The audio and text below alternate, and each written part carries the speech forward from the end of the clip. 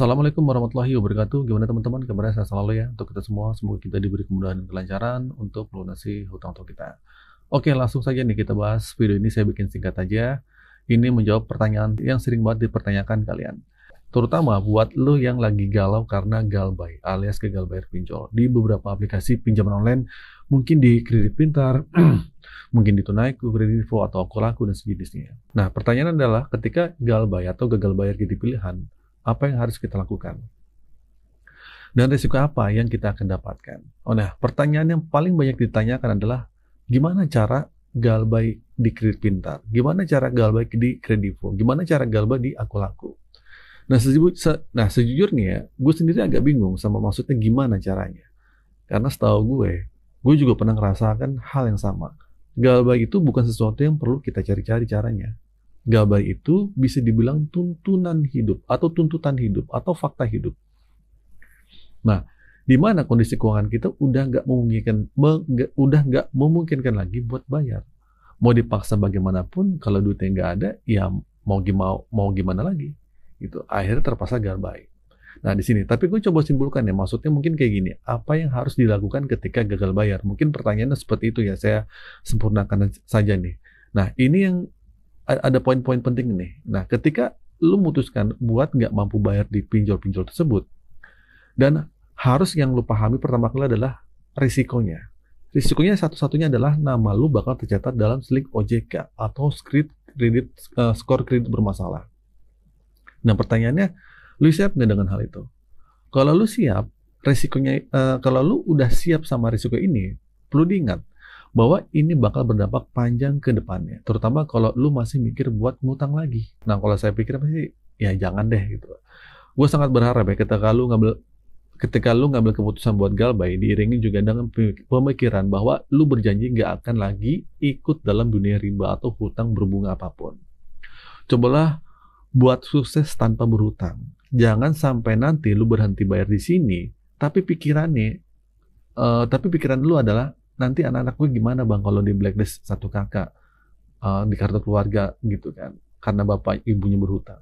Nanti anak-anak gue itu bakal bisa minjem lagi enggak dan semacamnya. Nah, hal ini jangan dibiasain mewariskan hutang keturunan kita.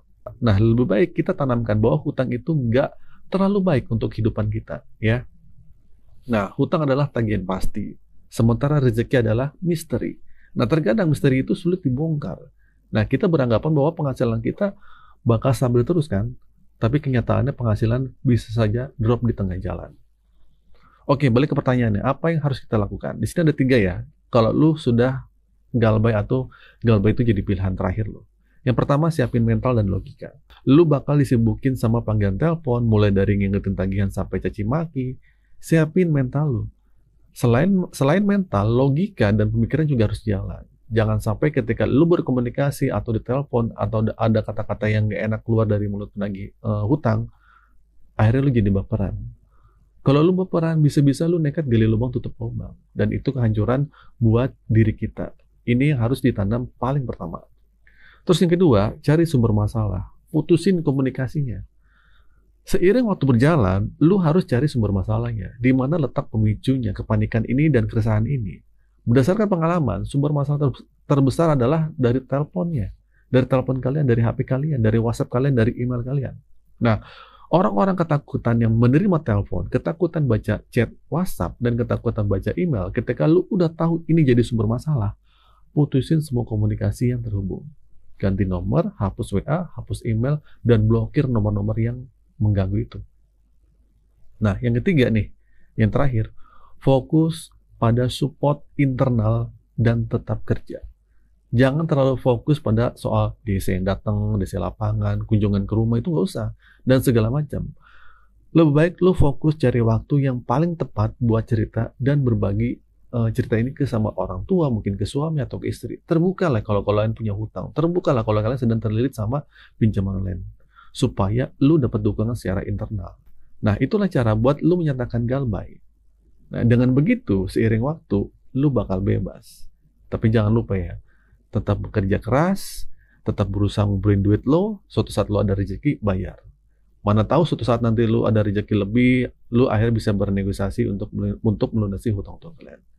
Oke, itu saja teman-teman video kali ini. Semoga video ini bermanfaat. Akhir kata dari saya, assalamualaikum warahmatullahi wabarakatuh.